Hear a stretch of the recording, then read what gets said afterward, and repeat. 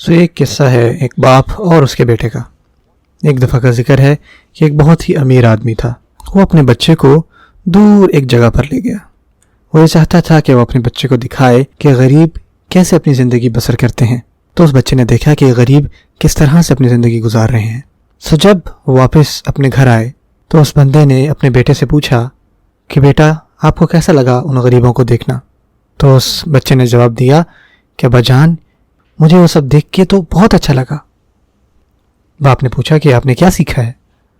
تو بچے نے اپنی سوچ کے مطابق اس کا یہ جواب دیا کہ ہمارے پاس ایک پالتو جانور ہے، لیکن ان کے پاس جانور ہی جانور ہیں اور وہ ان سب کو پالتے ہیں۔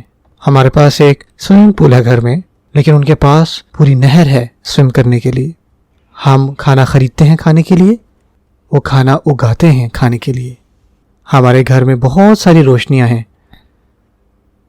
لیکن رات کو ان کے پاس ستارے ہیں۔ ہمارے گھر کے گرد 4 دیواری ہے، لیکن وہ ہمیشہ ایک دوسرے کا دھیان رکھتے ہیں۔ ہمارے ہاتھوں میں ہمیشہ فونز ہوتے ہیں، لیکن ان کے ہاتھوں میں ہمیشہ اپنوں کے ہاتھ ہوتے ہیں۔ ہم یہاں پہ رہتے ہیں ایک لگژری زندگی کے ساتھ، لیکن وہ وہاں رہتے ہیں جہاں خدا ان کو بہت زیادہ سکون عطا کر رہا ہے۔ اس کا والد یہ سن کے ہکا بکا رہ گیا، اور اس کو اب جا کے سمجھ میں آئی کہ اصل دولت ہے کیا۔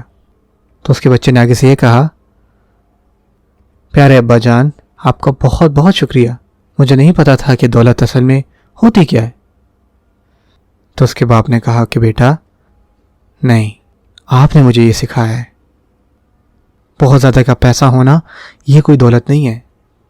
جو اصل دولت ہے وہ یہ ہے کہ آپ کا دل کتنا پرسکون ہے، آپ کے دل میں اللہ کی محبت کتنی ہے۔